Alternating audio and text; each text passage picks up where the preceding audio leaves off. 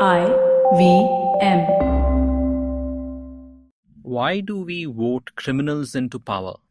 Why do we as voters take gifts from politicians? Does good governance ever translate into election victories? Milan Vaishnav joins us on this episode of the Pragati Podcast to explain elections, money and crime in a way that few others can.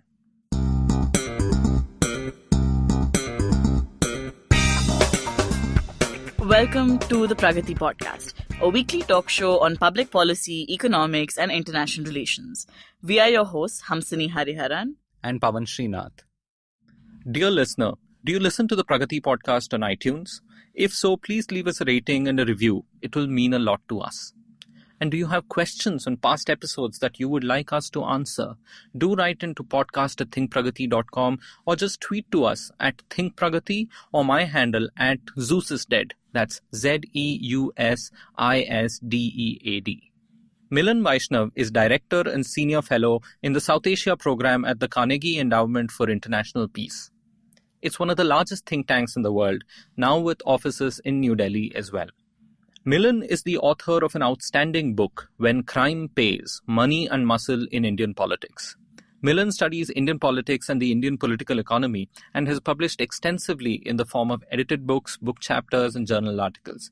He also writes regularly for news outlets and can be followed on Twitter at MilanV. That's MILANV. Milan is based in Washington, D.C., and we managed to catch him here in Bangalore as he was attending the Bangalore Literature Festival. It's also at the fest that Milan's book When Crime Pays got the Kamaladevi Chattopadhyay Book Prize for the Best Nonfiction Work in 2017. This was awarded by the New India Foundation, which helps people write nonfiction books on India. Most of you must be here listening to the Pragati Podcast because you're interested in public policy, politics, or international relations. Some of you might have started a career related to public policy, and some of you here may be considering it. I wanted to mention that I am also a member of the faculty at the Takshashila Institution, and we have a range of courses that are designed for busy working professionals and full-time students. And our programs help people make a career out of transforming India. Takshashila's courses are a mix of live online classes and readings and offline workshops. These courses range from 4 weeks to 12 to 48, and several courses are starting in 2019. Please go to takshashila.org.in/education to find the right course for you. And if it isn't the right thing for you, then tell a friend or colleague. The link is in the description. We'll be back with Milan Vaishnav after this short break. Hello, everybody. Welcome to another week on IVM Podcast. It's been a great week. If you're not following us on social media, please make sure you do. Also, please make sure that you do tell a friend about a podcast. We really are trying to grow the audience, and the more people who you tell, the better off we all are. On Cyrus Says this week, Cyrus talks to popular TV and theatre actor Ritasha Rathod. Ritasha talks about Sex Rated, a recent Vice documentary that she hosted. On the Pragati Podcast, Pavan and Hamsini are joined by author and journalist James Crabtree. They discuss his experience of being a foreign correspondent in India and how to understand cronyism in Indian policymaking. On the Scene and the Unseen, Amit Verma is joined by Srinath Raghavan, a former infantry officer in the Indian Army. He's a senior fellow at the Center for Policy Research, and they discuss the history of U.S. involvement in the South Asian region. On the Rediscovery Project, Ambika and Hoshna rediscover Mumbai this time. They talk about their visits to Elephanta Caves, Dharavi, and Baudaji Lal Museum. On the Geek Fruit Podcast, leading up to the release of the second installment of the Fantastic Beasts franchise, Dinkar and Jishnu revisit their origin stories of the Potterverse. And with that, let's continue on with your show. Welcome back. Hi, Milan. Welcome to the Pragati Podcast. Thanks for having me. It's a pleasure to have you here in Bangalore on the sidelines of the Bangalore Literature Festival. And congratulations on winning the Kamaladevi Chattopadhyay Book Prize for the best nonfiction work in 2017. Thank you. It was a real honor and a real surprise. So it's sort of icing on the cake for what's my first visit to the Lit Fest here in Bangalore. So hopefully we'll talk about some of the things that you've discussed in the book and maybe some of the developments that we've seen, that you might have seen, and that you might have written about in subsequent work. That sounds great. Where I want to start from is you bring up a fascinating idea that you want to think about elections as a marketplace. Mm-hmm. Can you tell us about that? And then we'll talk about various things around crime and politics, money, capitalism, crony capitalism, all of that subsequently. Sure. This is an analogy that I use in my book that I say, we obviously know about markets and economics. that, every market, there's some fundamental drivers of supply and demand, and where supply and demand meet, there's a kind of equilibrium, and that's where the market price is. And of course, if either supply or demand change, then that curve changes and then the price changes. And that analogy struck me when I was thinking about elections and politics, not just in India, but elsewhere, because we have these debates about, candidate selection. Why do parties pick certain types of individuals? Why do voters decide to back or not to back certain kinds of candidates? And it occurred to me that the analogy is somewhat useful. Now, there are obviously difference between economic markets and political markets, but I think roughly you have the same kind of supply-demand drivers that go on. And you have, even in the marketplace, you have options, and here there are options for citizens to pick which politician they want to vote for, right? So you have certain market mechanisms that play in even that way. You have certain market mechanisms, and, you also have certain market imperfections. So we now know, from economics that things we typically understood as being ingrained in the market system, like perfect information, doesn't always exist. Similarly, the case is in political markets, there may be some information asymmetry. In politics, things like, sort of status, other social, psychological factors may play a slightly different role. But I think the analogy is good enough for us to really get some leverage out of it. We know that there are so many things broken in India's politics. Market imperfection becomes a mild word here. What's the market failure in this electoral marketplace that we have in India? What's the biggest one that you see? Well, I think part of the problem, obviously, is when it comes to the supply of candidates, political parties in India virtually across the board lack any kind of internal party democracy. And so therefore, Yogendra Yadav and Suhas Palshikar have this nice piece where they look at what they call the third democratic upsurge, right? This really explosive increase in political participation and political competition that took place, basically in the last quarter century. And they say, we have more choices than ever, but the menu hasn't really expanded. It's roughly sort of the people, similar ideologies. One day they may be wearing one party hat, and the next day they switch parties. But it's not like we've actually increased the number of choices. And I think that's very true. And so, yes, it's true that voters do have a choice, but I think they have a somewhat constrained choice. In no political party in India today is upward mobility really premised on the persuasiveness or the strength or the how compelling your ideas are, right? It's usually things like some kind of identity marker, some kind of personal connect, whether family or otherwise, to the party leader. Obviously, money plays a role. And so these are things that I think if I had to pick one, that would be the one that I would focus on.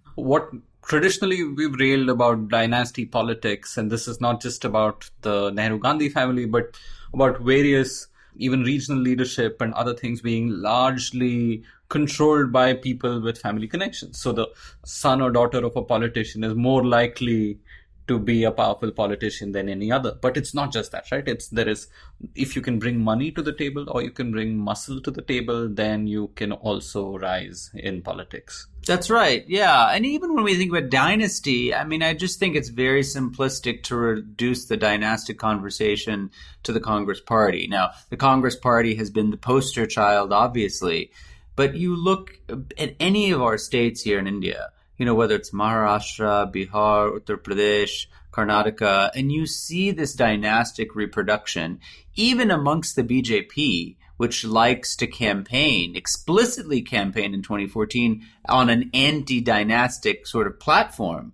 You look at their parliamentary contingent, you look at their MLAs, and there's quite a bit of dynasticism in there.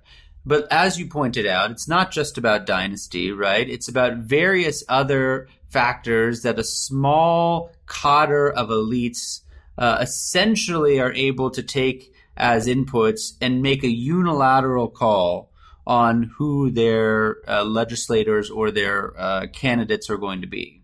Let's talk about one aspect. So if I look at this electoral marketplace as a place for investment.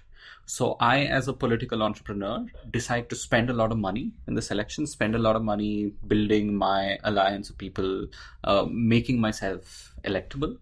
And then I expect a certain financial return on that investment as well. And that is raked in through various forms of corruption. So how do you see that dynamic playing out? I mean, I think investment is a really good word.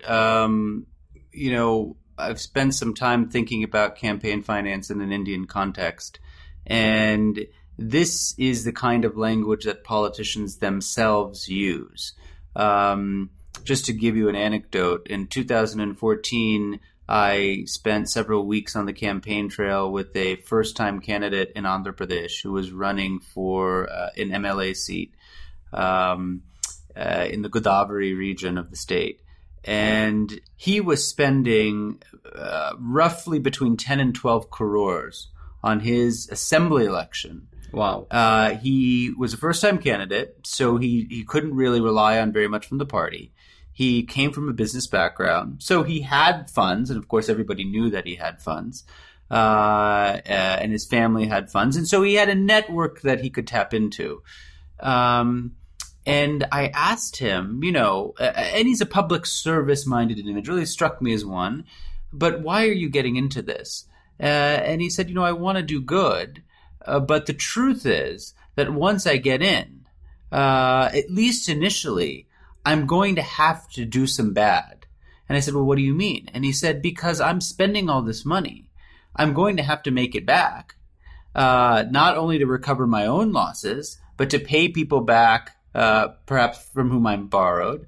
But then next time, if I'm lucky enough to win, I'm going to need even more money. And if I become an MLA, then my next move is to become an MP.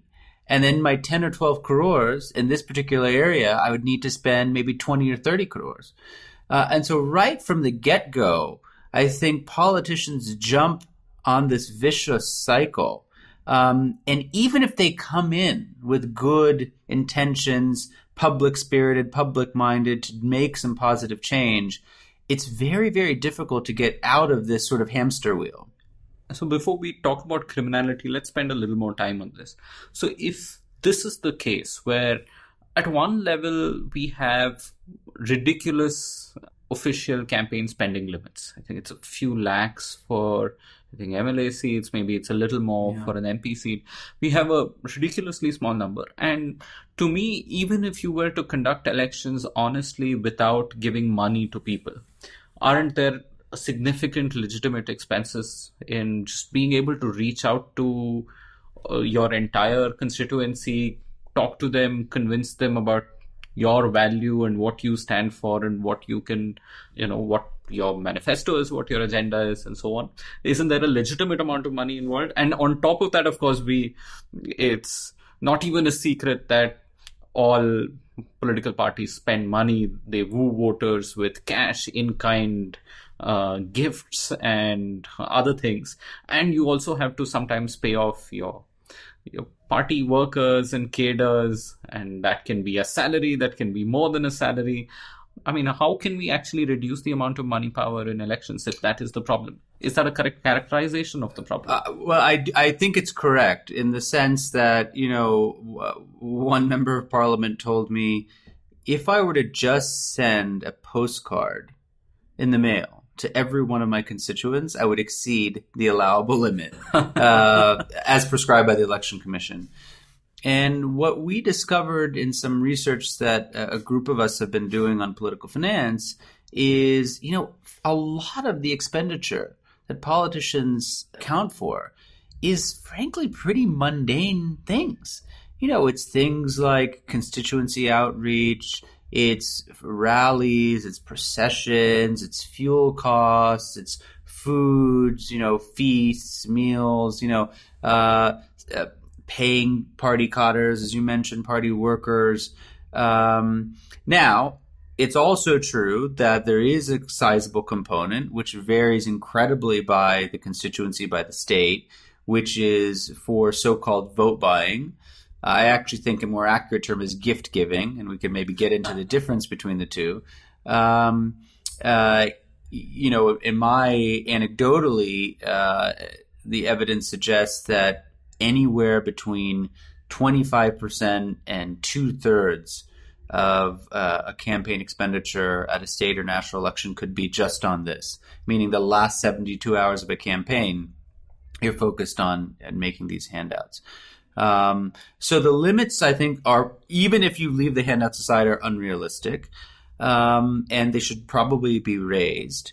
But I also think there needs to be a bigger discussion that if we're going to raise these limits, there also needs to be much stricter norms of disclosure, of reporting, and equally sanction if it's found out that a candidate has exceeded the limit or is obfuscated or lied on his or her expenditure statement or submission to the EC.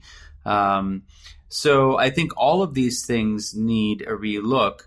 But fundamentally, what we need, I think, in India is a kind of a grand bargain where let's just get rid of the farce that candidates are, spending below the limit. I mean, in the 2014 Lok Sabha election, the average winning MP claimed to have spent 58% of the laughably small limit, which we just know is demonstrably false.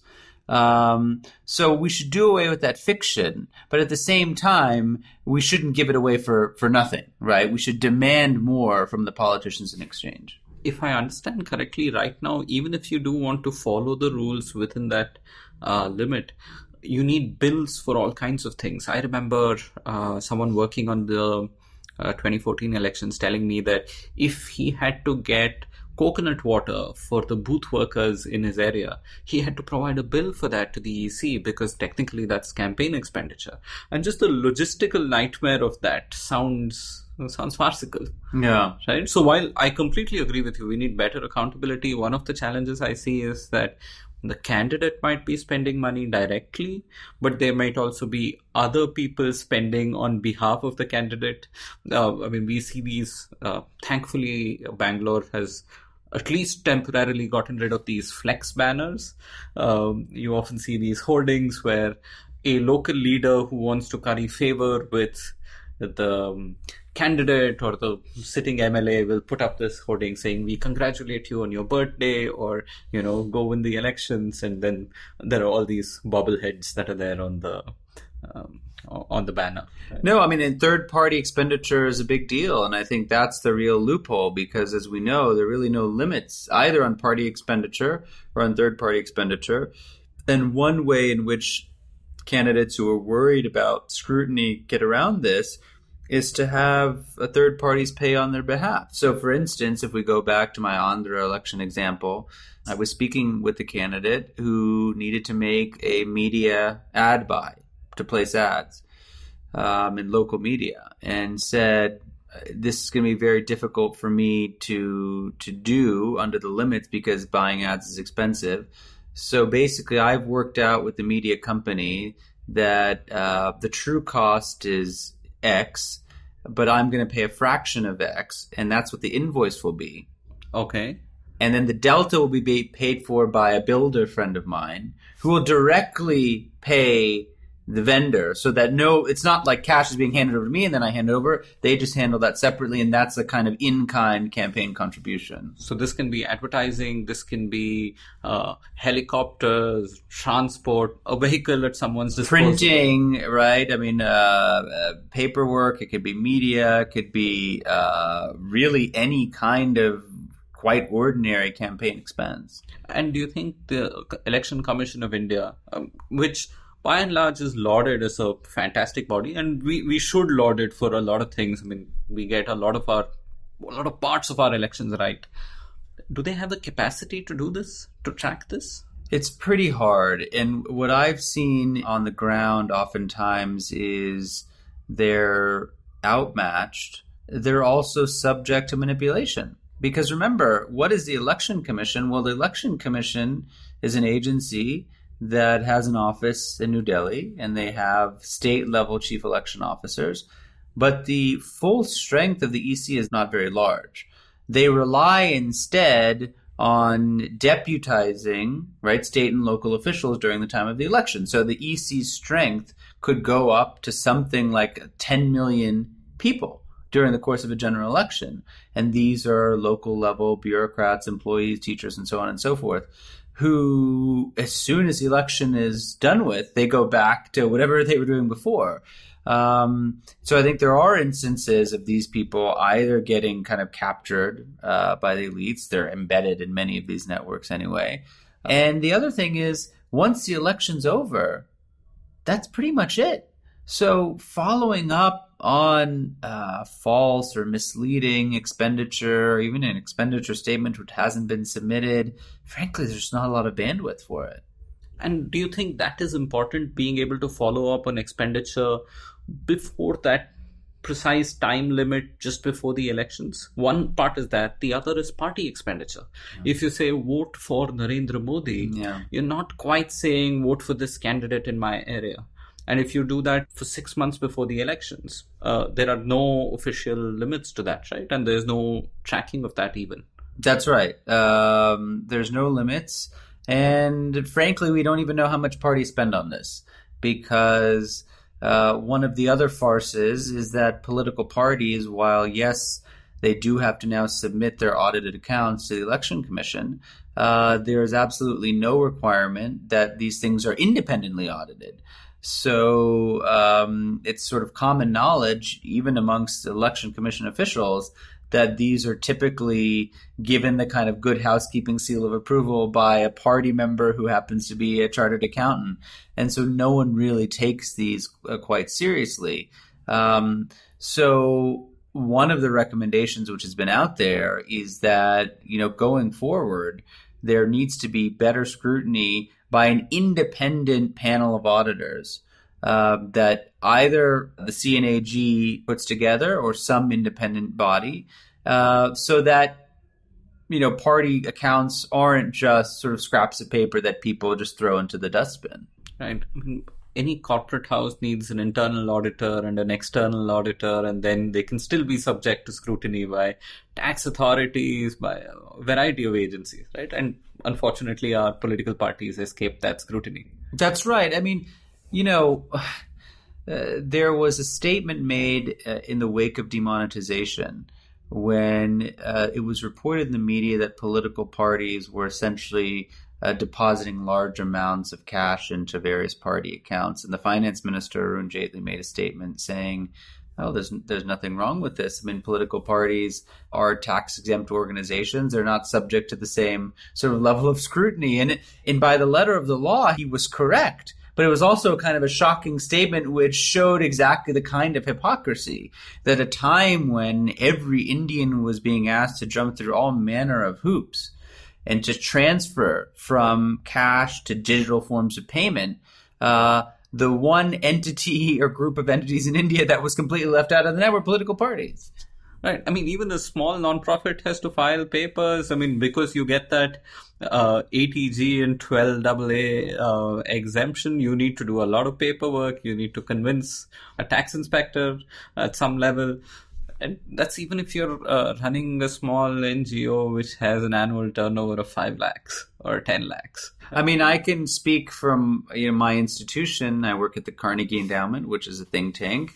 And a few years ago, we set up a Carnegie Institute in New Delhi. And we have Carnegie Institutes in many countries around the world, and Russia and China and Middle East and other places. And just watching my colleagues go through the process of, as a nonprofit, opening up a bank account. Don't even talk about getting FCRA clearance to get foreign money, because that you can't even do until you've been in operations for 3 years. And so my friends who work on our operational side in finance spend more time on legal compliance and accounting compliance on India than they do for all of our other offices combined. And we work in Moscow, Beijing, Beirut, Brussels, and Washington. It's not a very different story at the Takshashila Institution either. This is a heavy overhead. But yeah, the sad part is the political parties are escaping this. Apart from this, what would you expect in the 2019 elections? Will they be any different, or will this be a grander operation in terms of the mobilization of resources, legal and otherwise? Oh, when it comes to the money aspect, I think we've seen already an increase if you look at the last several general election cycles. Now, the problem is we don't have great estimates, right? Because a lot of this money is opaque. But if you just go by the ballpark estimates which people have thrown out there, that the 2009 election spending was on the order of $2 to $2.5 billion. Spending in 2014 was on the order of $5 to $6 billion US dollars. I would expect that to increase, to maybe 10 billion or more this time around. Frankly, whatever reforms, quote unquote reforms, have been instituted by the current government, I think they will have almost no impact. So if you take something like demonetization, for instance, I interviewed a Congress member of parliament, and I asked him in the wake of demonetization, how is this going to affect you? And he said it's caused some short-term disruption, but essentially, even by the time of the UP elections, which were just months after this, most parties were back to normal. Not just the BJP. Most parties were back. Most parties are back to normal. And in fact, the Election Commission, found that the cash seizures in the UP elections, and in fact, 5 elections which took place at the same time, had increased threefold from the previous assembly election.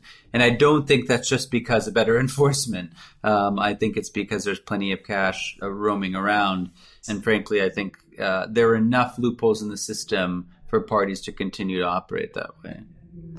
And I want to touch upon one other development that probably happened since you wrote your book, which is the start of these electoral bonds. Yes. Could you tell me a little about it? I'm still fuzzy about how this works, and how has it been working since they were introduced? So electoral bonds were introduced in the 2017 budget. And essentially, there was very little information released about them, other than a short statement by the finance ministry, which said that they would be bearer bonds, which any individual or corporate entity could purchase from a registered bank, and could take those bonds and deposit them into the bank account of any political party of their choosing. But the upshot is that neither the entity making the donation nor the political party receiving the donation would have to disclose that information publicly. So in other words, if an iron ore conglomerate decided to give 100 crores to the BJP for elections in the state of Goa, this iron ore conglomerate would not have to reveal that information, nor would the party have to reveal that that's what it's received and who it's received from. And in this present year's budget, this new mechanism was formally notified. And the ironic twist is that the government has introduced this so-called reform under the heading of enhancing transparency. Now, it boggles the mind how this could be transparent, because, of course, no member of the public, which means no member of the media, no citizen, no voter, no civil society group, would ever be able to connect these dots. The only group that this would be transparent to would be the giver and the receiver, and then, of course, the bank itself. So in this case, the State Bank of India, and maybe the financial regulator, maybe the Reserve Bank of India at some point in time. But what they have essentially done is to legitimize the sort of opacity which exists in the system. Now, the one thing going into the favor of electoral bonds is the fact that these funds are flowing through the banking system as opposed to cash, which some people have argued will minimize the black money quotient, because this has to go through a banking system, which means it's subject to various kinds of scrutiny, and so on and so forth. But I think in terms of a campaign finance reform, it's incredibly regressive, because most of the world has been agitating towards greater transparency. And this is something that I fear will set back the transparency fight, many, many years, because from the standpoint of the present ruling party, and I think lots of the public at large, the box has been ticked. Reform has been done. Electoral bonds has this clever sort of title of, something really serious, significant has taken place. But I think it's a pretty regressive move. And the use of the word reform for this seems Orwellian in its nature, right? It's I think so. Well, fundamentally, the government has not ever responded to the charge, which is the obvious one, which is you are introducing this under the heading, literally in the finance minister's budget statement, it said, enhancing transparency in election funding. And this was big ticket item number one. Who is it transparent to has been the unanswered question.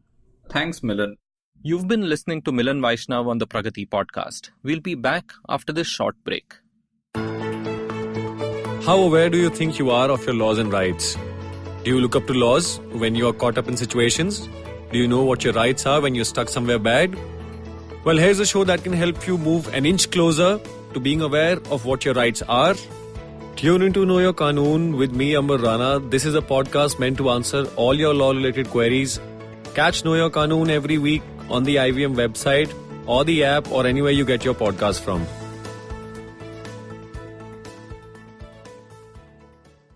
Welcome back to the show. I want to now sort of talk to you a little bit about the other gorilla in electoral politics, which is criminality. And you write about this extensively in your book. Let me start with this question. Why do we elect criminals into power? I understand that there are people who get into politics for a variety of reasons, and we'll talk about that. Why do people elect and re-elect people with nasty criminal charges against them? Yes, a court of law has not taken a final decision, but it's reasonably well known, but people still vote for them repeatedly. Why do we do that? So I think this is the most interesting part of the puzzle. When we think about why these people get into politics and why do parties nominate them, a large part of the story has to do with money, which we've just spoken about. So you say, okay, well, these are the people who come forward. Why do voters affirmatively back them? What I think is happening, and this is what I try to lay out in the book, is, in many parts of the country today, the rule of law is quite patchy, is quite weak, which effectively means that the government, in a sense, is not seen as an impartial or effective arbiter of core sovereign goods and services, right, or functions. Things like providing security, adjudicating disputes, delivering welfare, acting as a form of social insurance. And so there's a gap there. At the same time, we also know that this fact of identity politics in India is rampant.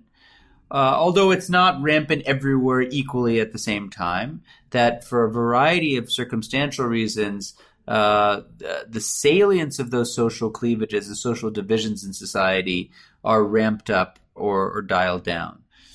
When you see these two things interacting is where you see, I believe, politicians who have criminal reputations who come forward and say, essentially, my criminality is a signal of my credibility to get things done and to be an effective representative for you.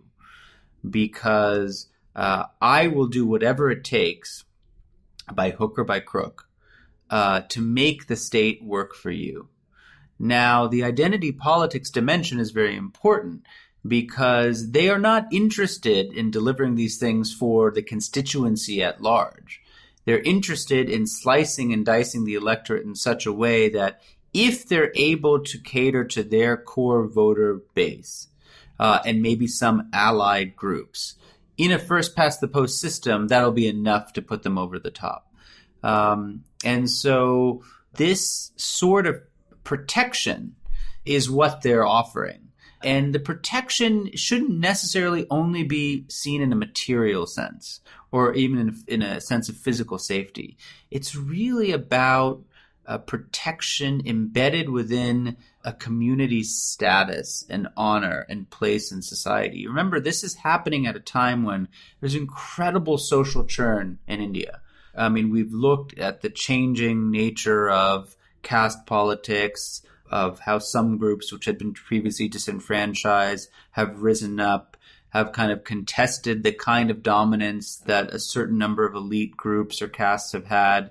And so there's that real tension. There's a real push or pull. And I think where that dominance is in question is when these so-called Robin Hoods are able to come to the fore and actually attract, real electoral support.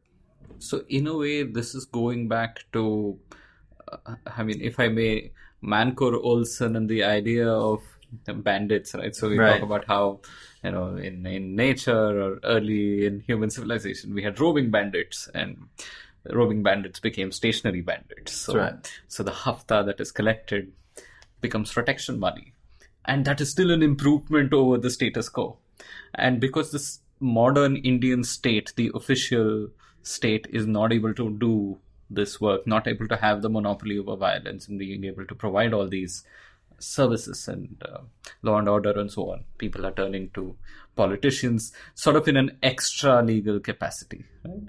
Right. That's right. I mean, and there's a long literature on the Sicilian mafia, on these sorts of protection rackets that emerge. And I think that's essentially the kinds of path that criminals are following. So, I recall I was in Bihar in 2010 doing research for the book around the assembly election.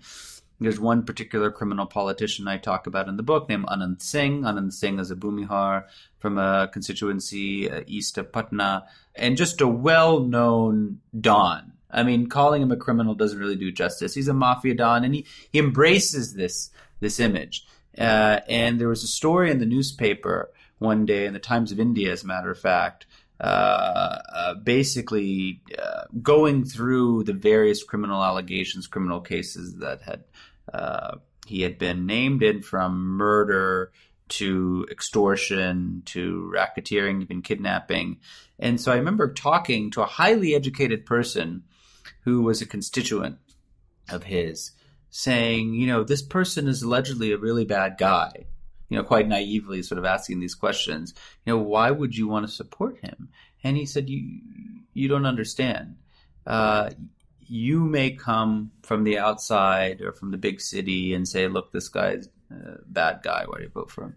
For us, he's our protector. He is essentially, what the man was telling me, is the CEO of our protection racket. And we Bhumihars feel under threat from, in this particular case, the Yadav community, which was large in number and had started to contest this kind of stranglehold that the upper caste had in this constituency. And he's our shot at essentially retaining this dominance. So when I pressed him particularly on the murder charge, I said, yeah, okay, fine, but this guy has allegedly murdered people, multiple people. And he said, no. He doesn't murder. He merely manages murder. And I said, stupidly, I said, no, but, under the Indian Penal Code, what's the difference? He said, you don't understand, right? I mean, bad things may have happened because he was protecting us. But it's not like this guy's pulling the trigger, right? I mean, he's operating in a larger domain, and, there's some collateral damage. And this was essentially the argument. And this was not an illiterate, poor, uneducated person. I mean, this is someone who was, I would put in the upper middle class. So it was quite an eye-opening moment for me. And this sort of intellectual justification perpetuates the idea, right? So to me, I mean, we are not even ready to intellectually challenge this sufficiently as a society here in India. And to me, the first thing we need to do is be able to contest that, right? I mean, voters in large numbers need to think that they can rely on the legal justice system and not on a papa figure, a don figure, to able to represent them adequately. Yeah, and I think, there is a prevailing notion in the field of political economy globally that when you have quote unquote bad politicians, who are bad meaning dishonest, not upright, corrupt, criminal in some sense, that typically this is the result of some kind of gap of information, some information asymmetry, that voters simply have trouble distinguishing between what's a good type and who's a bad type. So therefore, if you're able to provide that information and say, Pavan, this person is a gunda, you shouldn't be voting for him, then Pavan will say, oh, I didn't realize this, so I'll vote for this other person. And what my research shows, and the research of many others upon which I build, is that oftentimes voters are voting for this figure not in spite of their criminality, but because of it, which really turns the information hypothesis upside down. So when you go and tell Pavan that so-and-so is a gunda, in most cases, you're not really telling him anything he doesn't already know. You're not really updating his priors in any fundamental way. Because the issue at hand, the issue that's driving Pavan to vote for him, is the fact that there's a real governance gap. And this guy, whatever his foibles might be, is able to, or the perception is that he's able to fill in that gap better than the alternative. Better than someone who doesn't know how to essentially bend the rules and manipulate the system in a way that's going to benefit his constituents. And do you think a similar signal of credibility is sent when candidates give gifts or sort of bribe the voters in any way or do this? I remember in the Karnataka elections that happened recently, I had, distant acquaintances who were, again, very well off, who were really happy and really thrilled that they got a pressure cooker as a gift from the local candidate. Somebody else got a sari as a gift. And they clearly don't need either of those things. I mean, they're well taken care of. But this was said not with horror, but this was said with curiosity and interest, and people were almost bragging that their candidate gave them a cooker. So again, this is just one silly anecdote, but is that a symptom of something larger? Yes. So I think this kind of takes us into the discussion of vote buying. So the reason I said earlier why I think vote buying is a problematic term is in many countries in the world, the concept of vote buying essentially means that you provide some kind of handout or goodie, whether it be cash or a pressure cooker or bricks for home construction or jewelry or what have you, in an effort to basically solidify a quid pro quo with the voter, saying, I've given you this, in exchange you're going to vote for me. And I have a political machine implicit in this that's going to be able to monitor whether or not you've actually upheld your end of the bargain on election day. In India, that kind of quid pro quo is actually very difficult because of the sanctity of the secret ballot, because of EVMs, and because, frankly, party machines are not that well organized when it comes down to the grassroots level, by and large. So I think there's something else going on. And I think there are two competing explanations. I think there's some validity in both of them. One of them is that this is not vote buying. Actually, they both believe it's about gift giving for different reasons. One is essentially to demonstrate your viability, right? If you're able to shower the constituents with largesse, then people believe that you're capable. Not just the voters, but the party workers, those influential brokers who could be local kingmakers, who could say, okay, I can get you 1,000 votes here, I get you 2,000 votes here, to sway them towards your side. And so it's about building that coalition around this idea that you're viable. The second explanation, which I also think has an element of truth to it, is that this is essentially a fully defensive strategy, meaning I'm giving $200 on election day or the day before the election because the other guy is going to give $200. And if I don't give this guy $200, he's definitely not going to vote for me. if I give him $200 doesn't mean he will vote for me, but it means I at least have a chance. So the analogy that I've used in the past is it's sort of like a poker game. You go to play poker with your friends. If you want to get dealt a stack of cards, you got to ante up, right? You got to put some chips down. Now, when you put chips down, you get dealt cards. Getting dealt cards doesn't mean you're going to win. But you have no shot at winning if you don't get dealt cards, right? So it's sort of the price, it's the price of admission. So it's a standard prisoner's dilemma kind of argument. Everyone would be better off if we just said, hell with it. We're not going to spend the money. We're just wasting this money. We can't guarantee this guy's going to vote for us. They'll take money from everyone. But there's that common perception that if I choose to cooperate and the other guy defects, then I'm finished and he or she will have the upper hand. And so I think it makes it very, very problematic. So I think money is sort of doing both things. I think it's kind of a defensive strategy to just say this is just the cost of doing business. And I think it also has the virtue of having this kind of signaling effect as well. Milan, one final question to sort of complement this criminality aspect, the payment, the gift giving, the money is, what does good governance get you? If you are a chief minister, a prime minister, or even a local MLA who's done what we could normatively call development, built better roads, increased public safety, increased better infrastructure, provided for the entire constituency at large well, does that translate to re-election? Is there evidence to say that or anything otherwise? So I think the evidence base is quite thin and generally seems to suggest that there's a limited correlation with so-called good governance and electoral outcomes as far as India is concerned. And I think there are a couple of reasons for that. One is the fundamental issue of credit claiming, which I think becomes very complicated in an Indian context. That if you provide those public goods, who is it that gets the credit? Is it the state government? Is it the MLA?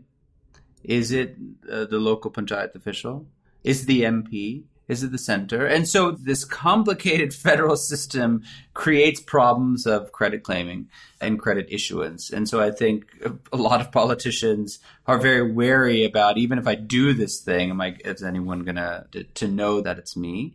I think the second is, if I provide something of a public good, well, everyone may benefit, including the guys who are against me. And so what my interest should be is to find sort of club goods or things that could be targeted so that I can make sure that I'm targeting the people who I think are the supporters of the potential swing voters. And then those also can be revoked. So going back to criminals for a second, one pattern which I saw, which needs to be substantiated with data, this is just going from my own intuition and my own experience observing, is most criminal politicians are interested in what I call Band-Aid fixes. So you have a problem filing an FIR because you've been the victim of a crime. Come to me. I'll go down or I'll send my person to the police station and make sure that your FIR is filed. Your mother is unable to get a BPL card because of some problems in the local administration. I'll go down to the block development office and make sure your work is done. You're having a land property dispute over a land boundary with your neighbor. You filed a claim in the courts take forever. Come to me and we'll sort it out. In each of these instances, nobody seems to be interested in fixing the underlying problem. Because if the politician actually fixes the underlying problem, then the citizenry no longer needs the politician to be that intermediary between the state and society. And so therefore, you're writing yourself into irrelevance. And so the way to keep yourself relevant is essentially not to fix the underlying problem, but to do targeted things of value. I mean, these are things that people want, that they benefit from, but they're short-term wins as opposed to longer-term results. One final thing I want to say on this, which I think complicates what I've just said, is I do think increasingly, and maybe I'm being too optimistic, that amongst the electorate, there is a greater recognition about the importance of good governance, public goods delivery. And so if you take the example of a Nitish Kumar, say, certainly Nitish Kumar from 05 to 10, I think from 2010 to 2015, that many people in Bihar were supportive of having him because they believed he was going to clean up administration. They believed he was going to fix law and order. They believed he was going to fix the power issues that plagued the state. Believed that he was going to build roads, to reform education. But yet they were also voting for gundas at the local level who were not claiming to have done these things, do these things. And I think part of the dynamics that work is a hedging. I like the Mr. Clean CEO type chief minister who's going to bring change, but bringing change from Patna when I'm 500 miles away means that it's going to take a lot of time for the top down to make its way to the grassroots. So as I'm waiting for Patna to reach me in my village, I need somebody locally who's going to be my safety net. And that's a trade-off I'm willing to make until the kind of top-down governance and the bottom-up governance are able to meet somewhere. So I think that can be interpreted as a positive change, but it's a positive change that is very incrementalist in nature. So that, to me, is actually a little optimistic, right? I think the other takeaway from me from this is that voters... It is never right to think that voters are stupid or dumb. Right? So look, I went into this project many, many years ago thinking that the issue was going to be about ignorant voters, because that is largely what the prevailing wisdom tells you in this literature worldwide. And when I first went and followed political campaigns, I couldn't understand why that did not appear to be the case. And I said, it must just be this one particular area. It could be something else. So I'd go someplace else. I said, no, it can't be that. And then it took me a while to put together the pieces. So I think voters are incredibly shrewd, despite whatever limitations they might face on education, access to media, literacy, internet, so on and so forth. Now, they are making a kind of constrained optimization, right? They're not living in a first best world. They're living in a second or third best world. And so ideally, yes. Do they want to have a so-called criminal as a representative? Probably not. But given the choices that they face, this seems like a logical one. And so I think that's kind of where we find ourselves, is sort of in the messy, middle. Thanks, Milan. This was an illuminating conversation, and I'd encourage our listeners to go read your book if they want to find out more and delve deeper into this topic. I just want to ask a couple of final questions away from the book. Sure. Which is, what are you working on now? It's been a while. Is there anything specific that you're focusing on, and what can we look forward to seeing? Of course, you write quite regularly for the public, but any research that is upcoming? Yeah, so we just have brought out a new book that's an edited volume that Devesh Kapoor and I have put together with a bunch of really fabulous contributors, just looking at the campaign finance aspects of our conversation. That's a book called Costs of Democracy, which came out with Oxford University Press in August. And that book goes through the political finance dilemma in much greater detail. So it looks at, what's the institutional and regulatory environment that governs political finance? What are the sources of political finance? What do parties and candidates spend on? Why do they spend so much? So it gets into some of these debates that we spoke of on gift giving and vote buying. What's the nature of the relationship across the federal hierarchy? So spending at the panchayat level and spending at the MP level is different. Sources are also different. There's an interdependence between those layers. And then finally, what do you do about campaign finance from a reform standpoint?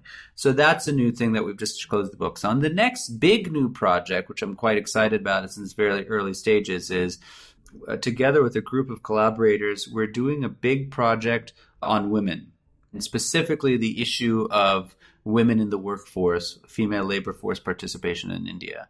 As I'm sure a lot of your listeners know, India is unique in the fact that despite rising literacy, economic growth, urbanization, increasing education levels, women seem to be dropping out of the labor force actually at an increasingly rapid clip.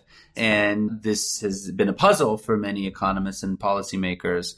Why exactly is this happening? And so we are doing a survey in 4 states across North India, looking at this challenge by interviewing both men and women, about 15,000 households across that part of the country, to try to tease out, what's going on. Is this really about patriarchy and social conservatism?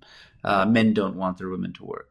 Is it about the lack of supply, meaning jobs that women have the skills and resources for? Is it a demand side story about women not wanting to join their own free volition? Is it because social provisioning is so inadequate? So things like childcare, things like water, things like fuel, burdens that disproportionately fall on the women in the household. And I think why this is interesting, it's interesting intrinsically, I think, but there's also a bit of a paradox because we're at a time when politically women are actually showing signs of pretty rapid, in some instances, empowerment. So we now have a situation where in 23 out of 30 states, women's turnout is higher than men's turnout. We're seeing, a moderate increase in female candidacy and female participation as representatives. It's not as rapid as I think we'd like to see. So things seem to be on an upward trend in the political domain and potentially will be hastened by things like the Me Too movement and others, but yet maybe moving in a different direction economically. So I think, this is one of the central challenges, I think, of our time. And so we're going to try to take this on and knock on wood, we'll be able to put something together that sheds some light on this. Thank you so much for sharing that, Milan. And I'm looking forward to reading more and hearing more about it in the coming weeks and months. Thanks, Pavan. It was a pleasure having you. It was great to be here. Thanks so much. Thank you. Thank you for staying with us till the end. If you haven't already, go buy your copy of Milan's book, When Crime Pays. It's available everywhere. We'll also share a link in the description. Do you have any questions, comments, or brickbats for us on the show? Write to us at podcast@thinkpragati.com and we'll answer your questions on a future episode. Visit our website at thinkpragati.com for your daily dose of brain fodder on all things public policy. You can subscribe to the Pragati Podcast on the IVM Podcast app or wherever else you get your podcasts from. We're there everywhere.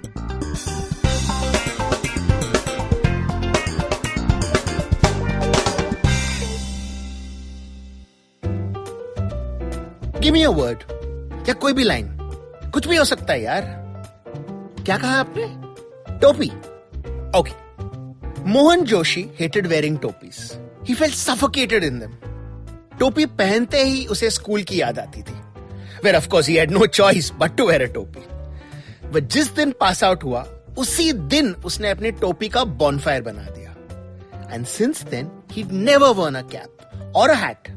ना कड़कती धूप में, and not even to बचो from the ठंडी.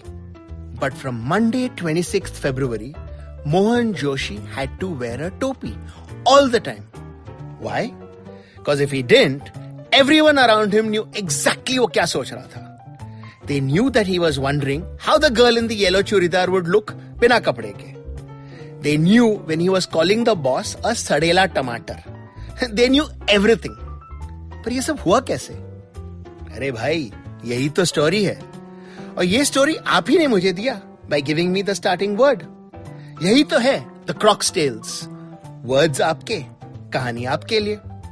Catch the stories on Monday and Thursday on the IVM website, app, and anywhere you get your podcast from.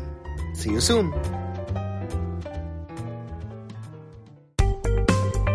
Hi, my name is Anupam Gupta. I'm B50 on Twitter. I am the host of Paisa Vaisa, the show that talks money On my show, I speak to experts from every field of money and finance, from stock markets, equities, debt funds, credit cards, life insurance, every possible area of money and finance that you can think of. We even did an episode on cryptocurrency. I've got fantastic guests from mutual funds to personal finance experts everywhere. Robo-advisory, startups, just name it, we've got it.